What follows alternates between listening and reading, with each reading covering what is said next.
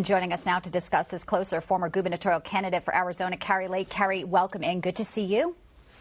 Likewise, nice to see you. Thank you, Bianca. Well, you know, this is so important because it calls into question testimony from Attorney General Merrick Garland under oath to Congress. You know, what was Weiss able to do? And we all remember IRS whistleblower Gary Shapley talking about this meeting. He, you know, gave the date right there when he testified. It was October 7th, 2022. David Weiss in there saying he didn't have the ultimate authority. These people can corroborate that. And that seems to be really at the crux of all of this, whether or not Hunter Biden is getting special treatment here by Biden's DOJ. I mean, it's obvious. I mean, isn't it obvious by now?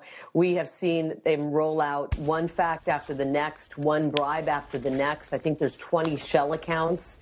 And the fact that Hunter Biden is still out there roaming free, no charges drawn and filed against him, yet we're watching witch hunt after witch hunt after witch hunt. And President Trump.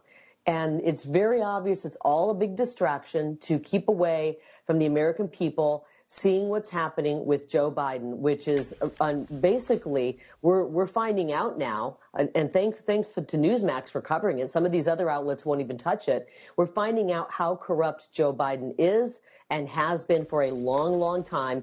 He has sold out the American people. Mm-hmm. He sold us out to the highest bidder.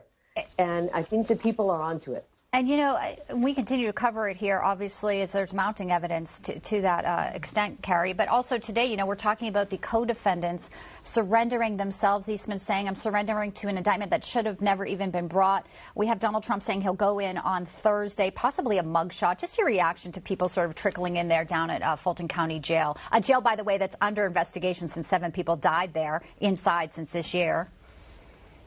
Well, I think it's a travesty. It's a travesty what's happening. This is a persecution of President Trump and people who support him, people who are America first. It saddens me that our country has come to this, that Joe Biden has used his political power to take our federal government, our government, and weaponize it against the person he's running against. It's obviously election interference. President Trump says that all the time. There's no other way to define it. It's election interference. It is pure corruption. And I hope that the people out there watching, Bianca, will ask themselves why. Why for 8 years has the swamp been trying to bring down President Trump? Why have they put witch hunt after witch hunt after witch hunt out, trying to bring him down? You need to ask yourself that question. It's because he's the one man who's exposing the corruption, ready to root it out and return our government to we the people, which is how our founders set up this great country. And the corrupt people, the uniparty, Democrats, even some Republicans in that uniparty, they really like the corrupt system, the way it operates. They don't want the system to come down. But President Trump wants to get in there and restore our government to we the people. And he's a threat. You know, he's a peacemaker, Bianca, and there's absolutely no money in peace. Conversely, there's trillions of dollars in war. And he wants to end war and bring peace to America and to the world. Yeah, and obviously, you know, foreign policy is so key to whoever, you know, takes back the White House, certainly, Kari, as you know. And just speaking of leadership and what a vacuum of leadership President Biden is, the Maui situation, first his no comment, horrifying, and then he goes there just for a few hours, mind you, sandwiched in between his vacation time, his second vacation in a few weeks, and he starts talking about himself. As always, it's himself, a kitchen fire, a Corvette. Let's just play this in case some of the audience didn't hear it, and we'll talk about it on the other side. I don't want to compare difficulties, but we have a little sense, Jill and I, what it's like to lose a home. Years ago, now 15 years ago, I was in Washington doing Meet the Press.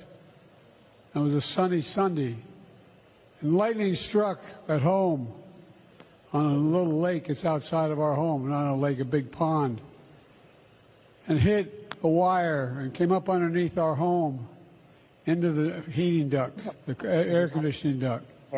Make a long story short, I almost lost my wife, my 67 Corvette, and my cat. It's disgraceful.